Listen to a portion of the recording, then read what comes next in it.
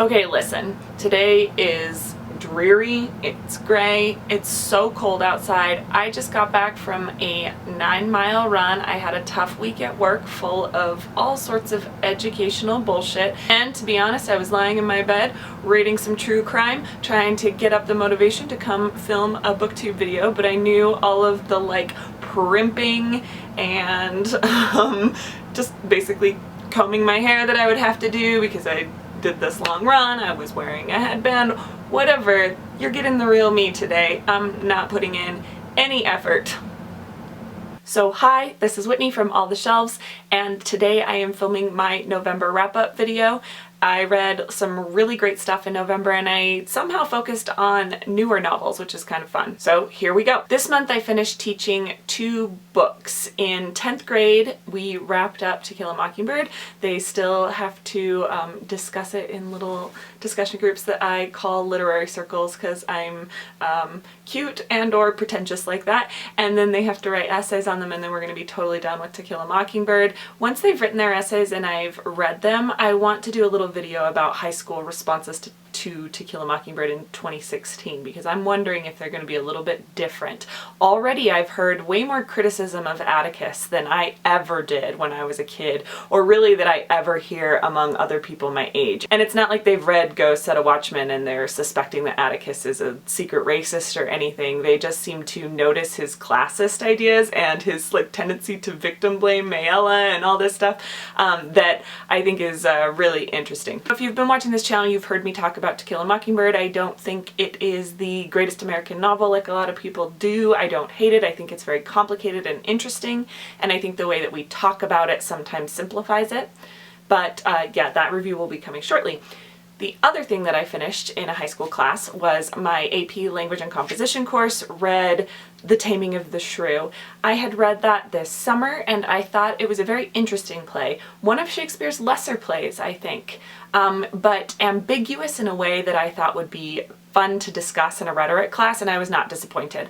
I'm never disappointed with these kids. These AP Comp students in my high school are brilliant. So much smarter than I ever was in high school, probably smarter than I am now. They're just so smart. And so we talked about Taming of the Shrew. We really focused in on Kate and whether or not she ever had this moment of crisis, whether or not she ever changed her mind about Petruchio, or whether that final monologue she gives is either sarcastic or some kind of power play over the other women in that scene. So it was really fun discussing Taming of the Shrew. And to add to my booktube plans, I plan to do a full Taming of the Shrew video because I watched a whole bunch of adaptations and performances that read Taming drastically differently. To go along with my teaching of Taming of the Shrew, I started reading the Hogarth Shakespeare series. I want to read all of these just because I really enjoy Shakespeare adaptations and modernized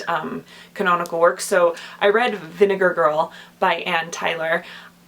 It did not blow me away, just like the play actually doesn't blow me away, and I think that she did well with what she was given. It's such a weird thing to say because we look up to Shakespeare so much, but I do think that this book was overly simplified. It came across as just this romantic farce. I like that she was true to the comedic nature of the play. I liked what she did with the Kate and Petruchio relationship. I hate what she did with Bianca, who she names Bunny in this novel, and her relationship. She just makes Bunny, I feel, as dumb as Bianca has been mistakenly portrayed as. Sometimes, not always. And I actually think the Bianca in 10 Things I Hate About You is one of the best. I think that she's so good in that and knows the game she's playing, right? The other thing that I liked about Vinegar Girl was the final monologue that Kate gives. It was just a new take on it, and that monologue is such an interesting moment that I liked that. So it's not like I disliked this book. There just wasn't anything really special about it, and I suspect that it's something that I will forget within a few months, unfortunately. I love Anne Tyler. Dinner at the Homesick Restaurant is one of my very favorite novels, but this one just was kind of a flop for me. And unfortunately, the other book that I read in the Hogarth series was another bit of a flop. It was Hag-Seed by Margaret Atwood. I think that Conrad whose name on BookTube has changed again, and I think it's 7 Days at Sea now. But Conrad has a great review, and I will link his review down below of Hag-Seed. I think he disliked it a little bit more than I did. I, again, thought it was nothing special, but I enjoyed reading it. I just, like I said, really enjoy Shakespeare adaptations, so I think I'm gonna like most of the stuff that I see. Interestingly, this recalled for me a great movie called Caesar Must Die that takes place in an Italian prison, and they're putting on a production of Julius Caesar. And in Hag-Seed, there are a bunch of prisoners putting on the play of The Tempest. So within the story, there is a version of The Tempest, and then the story as a whole is its own version of The Tempest. I liked that kind of meta quality, but the references to like prison Shakespeare just kept reminding me of things that were done better and more interestingly with prison Shakespeare. I love that that's a genre on its own. Margaret Atwood is an author that I enjoy reading, but sometimes has just come up short for me. I love The Handmaid's Tale, and I love The Blind Assassin, I think it's called, and Cat's Eye. There have been a few that I'm just like, oh, this is great, but I'm wondering if she was maybe for my younger self a little bit more. I'm gonna have to read some more and get back to you on that. This month I've also finally given myself permission to get into true crime. It's something that I've always been interested in, and I see these like sleazy kind of paperbacks at the grocery store or especially at my grandma's house, and I would always want to read them, but there was something really distasteful to me about getting like so much enjoyment or vicarious pleasure from somebody's like horrific action. It just felt very salacious to me and dirty, but I think that we are having a kind of true crime moment right now with Serial. Maybe that's where it started. I'm not really sure. The podcast Serial. I've been like way revisiting my childhood with the O.J. Simpson case in both the 30 for 30 documentary and the American Crime Story thing with Cuba Gooding Jr., which like I adored. It was so campy at the same time as being so good. It just hit like the right note for me. Very similarly to the first season of American Horror Story, I thought. Anyway, I also started listening to some true crime podcasts. My very favorite one that I'm making my way completely through is called My Favorite Murder. I'm sure that's something that other people have heard of. They're very, very famous, but I'm loving that podcast. I just love this idea of two best friends. They're both women, and they sit here talking about crimes that they're interested in. So anyway, that's a long-winded way of saying that I've started kind of delving into some true crime, and one that I picked up was called God'll Cut You Down by John Safran. The subtitle is The Tangled Tale of a White Supremacist, a Black Hustler, a Murder, and How I Lost a Year in Mississippi. A lot of the quotes on the back of this book were comparing him to Jon Ronson, and I adore Jon Ronson. I will read everything that he ever writes, all of his pieces online and all of his books, everything. I just really like that guy. And I could see where those comparisons come from because John Safran is taking a very lighthearted, kind of self-deprecating look at this scene in Mississippi. So the story is basically that this white supremacist turns up murdered. A young black man is accused of murdering him, and so everyone's thinking, oh, this is a race thing. The black guy is like getting back at this white supremacist, and then it becomes a kind of like, you know, good on you. I mean, don't murder people, but we can see why you did it. But then it turns out, and this isn't a spoiler because it's right in the very beginning, but it turns out that there are rumors that the white supremacist might have been closeted and had made advances towards the young black man, and that's why the black man murdered this white supremacist. So it's like, gets really tangled. It gets into issues of race and gender and nationalism and things like that. Unfortunately, it really fell short for me. The tone of it, I just wish it was a little more detailed, a little more academic. I loved the back and forth between John Safran and the killer, and I loved how much John Safran put himself in it. I really liked it was a sort of meta narrative about true crime. Like, he talks about other true crime writers and what they would think of his process and what the right process seems to be. I liked all that, but it just wasn't that well written. The prose was not great. I feel like it could have been 100 pages shorter. Actually, I feel like it would have made a great New Yorker article.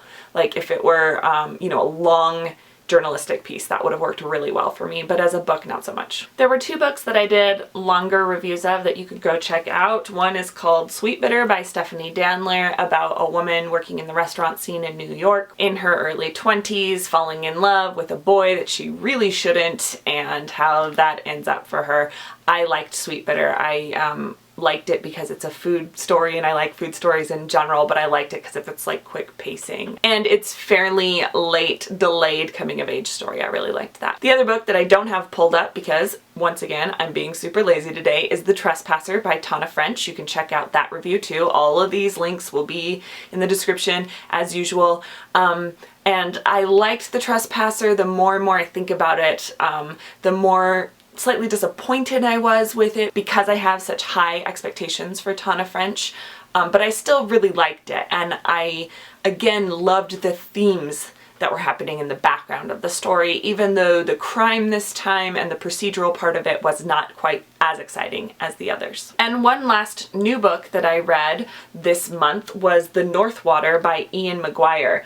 I loved this book. I adored this book. I haven't read all of the Booker, National Book Award type things. I know that this was on some of those lists, and it totally deserves to be there as far as I'm concerned. It was sort of a contemporary Jack London, a gorier, nastier Jack London. Reminded me a lot of The Sea Wolf. Basically, it's the story of two men in the 1800s, right at the end of the time period when whaling was extremely profitable.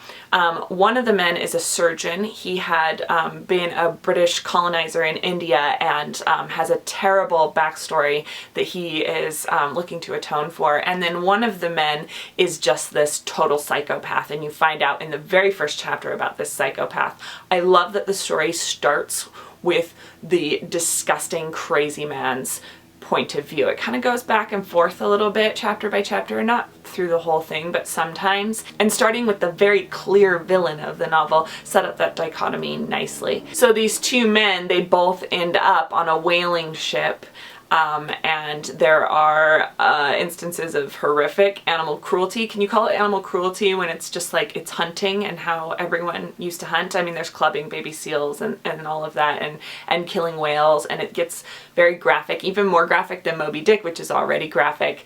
I like whaling stories too. This video is full of all of the weird genres that I really like Shakespeare retellings and whaling stories and food books. Like, I don't know. I just really like indulged myself with my reading this month. But anyway, these two guys are on this whaling ship, and you could kind of imagine what would happen when somebody who sees himself as a kind of like fallen human meets up with a guy who doesn't believe that humans can fall because he's just hedonistic, does what he wants.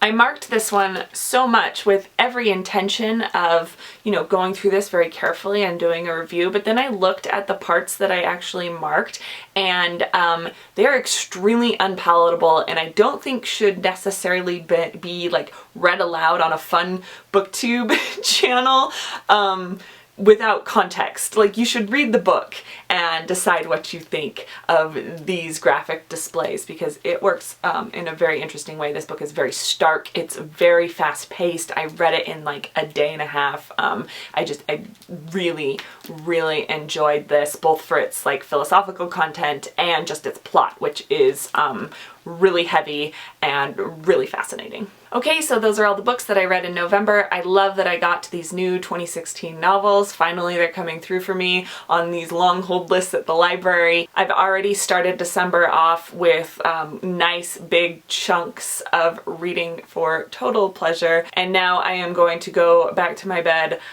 cuddle under the covers, and keep reading my true crime. I'll see you guys later.